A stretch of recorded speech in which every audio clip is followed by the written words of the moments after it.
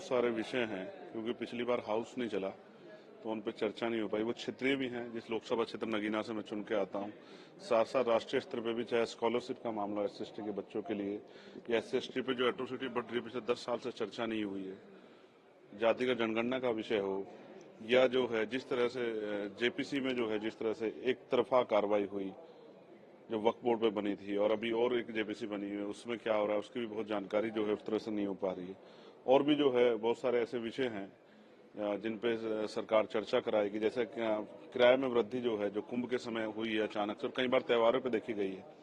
एक जो है सदगुरु रविदास जी महाराज की जयंती को राष्ट्रीय अवकाश के लिए भी मैंने कहा था, उस पर भी हम लोग कोशिश कर रहे हैं कि सरकार उस पर जो है अपना ध्यान आकर्षित करे। जिस तरह की सुविधाएं दूसरे धर्मों के लोगों को मिली है, वो जो रविदास जी में आस्था रखते हैं उनको मिले, उनके लिए स्पेशल ट्रेन चलें, वहाँ अच्छी व्यवस्थाएं हों।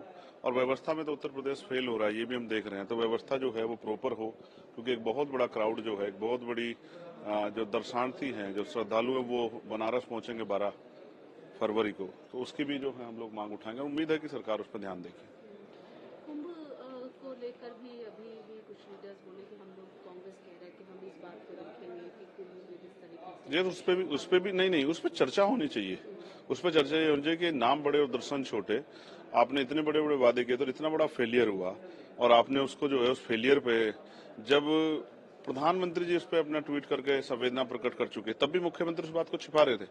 तो उसकी जांच हो, फेयर उस पर चर्चा हो कि ये सब चीजें क्यों हुई, और वहां के अधिकारी वो किसके दबाव में थे कि वो अपनी संवेदना प्रकट नहीं कर रहे थे और इस पर अपनी बात नहीं रख रहे थे। कुंभ के साथ साथ यहाँ बागपत में भी जैन समाज के जो श्रद्धालु हैं, उनके कार्यक्रम में जो है 16-17 लोगों की जान की खबर है कि वो गई है, और बहुत सारे लोग घायल हैं। उनको क्या मुआवजा मिला? इस तरह आपने कुंभ में जो लोग दर्शन श्रद्धालु जो इनकी जान गई, जिनके परिवार ने अपने लोग खो दिए, उनको आपने मुआवजा दिया, तो यहाँ आपने क्या मुआवजा दिया? तो आप जो है मुआवजा देने में भी जो गैर बराबरी कर रही है, इस पे भी जो है हम लोगों ने सवाल रेज किए।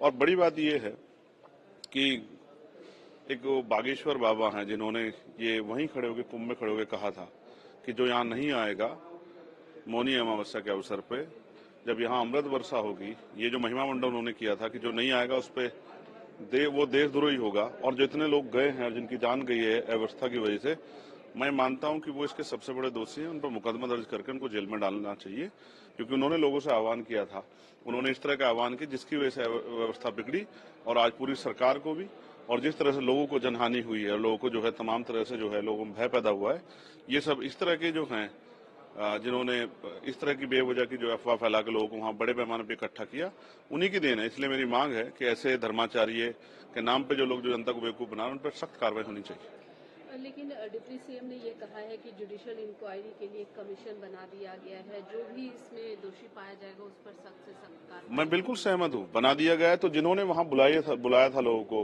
ये जो है महिमा मंडन किया था कि हाँ आने से सब अच्छा होगा, उन पे जो है कार्रवाई अगर होगी तो फिर दोबारा से कोई इस तरह का प्रयास नहीं करेगा।